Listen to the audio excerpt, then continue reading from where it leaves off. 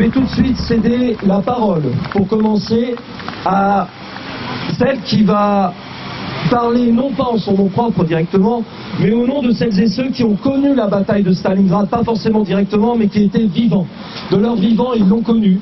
Je donne donc tout de suite la parole à Gilda Guibert, la fille de Léon Landini, ancien combattant FTP-MOI, médaillé de la résistance par l'Union soviétique. Et je tiens également à souligner ici la présence de Nathalie Sage-Pranchère, la fille de Pierre Pranchère, qui lui aussi a été un ancien résistant parmi les bataillons FTPF. Pour finir, n'oublions pas que la bataille de Stalingrad, c'est aussi une bataille idéologique. Et que cette bataille idéologique, elle est également menée par des historiennes et des historiens qui, tous les jours, se battent contre toute la propagande euro-atlantiste qui est déversée à foison par nos médias.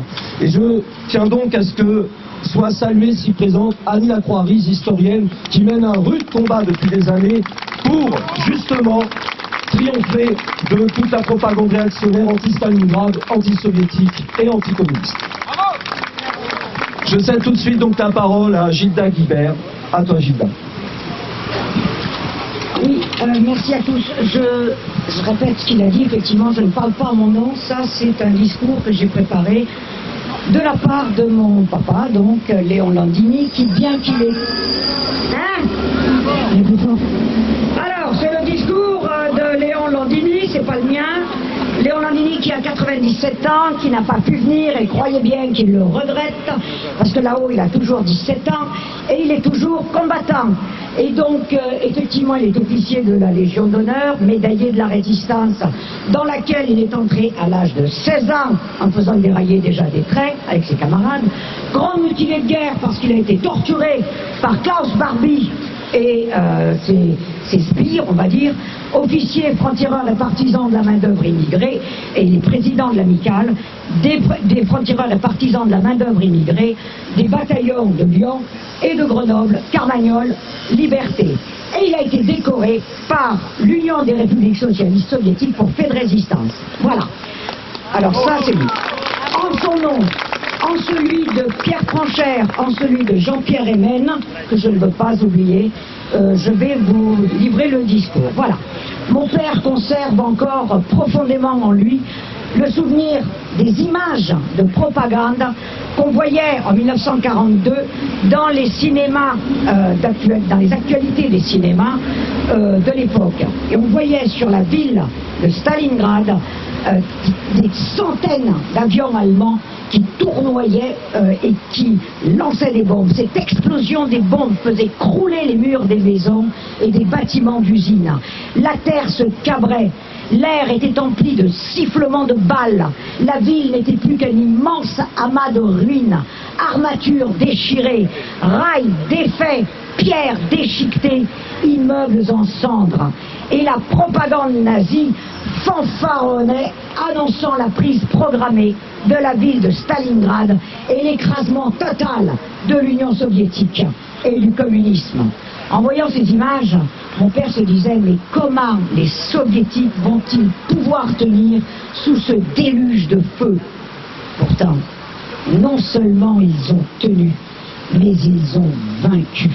Et les noms des dirigeants politiques, des généraux qui ont livré cette bataille sont entrés dans l'histoire. Pour vaincre, les habitants de Stalingrad eux-mêmes n'avaient pas ménagé ni leur peine, ni leur vie. Les hommes, comme les femmes d'ailleurs, s'étaient engagés à fond dans le combat afin de défendre leur ville, leur patrie. Chaque quartier, chaque immeuble, chaque pièce est devenu un lieu de combat presque au corps à corps. L'armée et le peuple, profondément unis dans la bataille, ont fait front contre un ennemi pourtant bien mieux équipé et bien mieux armé. Et c'est cet extraordinaire héroïsme des combattants et partisans, en un mot de tout un peuple, qui a permis d'endiguer la marée hitlérienne et de la faire refluer et capituler le 2 février 1943.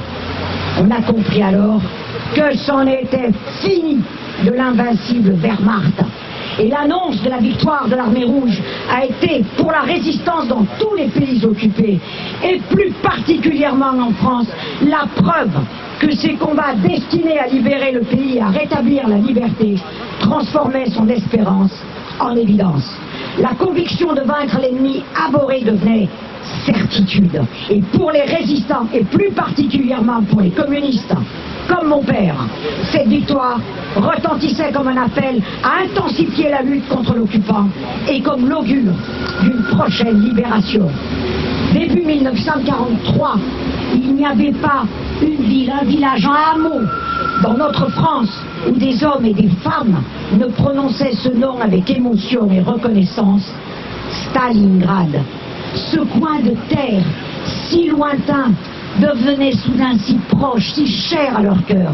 Cette victoire démontrait que grâce au sacrifice du peuple soviétique, le monde venait d'échapper à l'effroyable menace de ce qui avait été annoncé, leur Reich de 1000 ans, qui proclamait la domination d'une race supérieure et vouait la majorité de l'humanité à l'esclavage.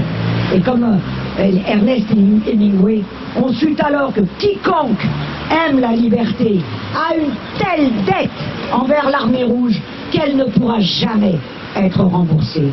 Cette victoire de portée mondiale a joué un rôle historique énorme pour écraser le fascisme sur le continent européen, créer un camp socialiste mondial, mettre à l'offensive durant des décennies le camp du travail et des peuples aux dépens du camp du capital, de l'impérialisme et du colonialisme. Eh bien, ce camp n'est pas mort. Le peuple est toujours à l'offensive. La preuve, les grandes luttes qui ont eu lieu en Inde les 2 dernières années ont fait reculer le gouvernement. En Grande-Bretagne, où on n'avait pas encore vu de telles grèves depuis plus de 30 ans. Et en France, enfin, où le peuple des travailleurs se bat pour faire plier l'oligarchie financière, qui ne songe qu'à enrichir les grands labos et complexes militaro-industriels en tentant de nous entraîner dans une guerre mondiale. Que ces seigneurs de la guerre, du verbe saigner, sachent bien qu'ils trouveront toujours face à eux le peuple souverain, car les travailleurs continueront à se battre et ne lâcheront rien. L'abnégation des combattants de Stalingrad et des résistants reste pour nous tous l'exemple à suivre. Et je vais finir en russe, si j'y arrive. Nikto nie zabit, nikto nie zabito. Personne n'est oublié, rien n'est oublié.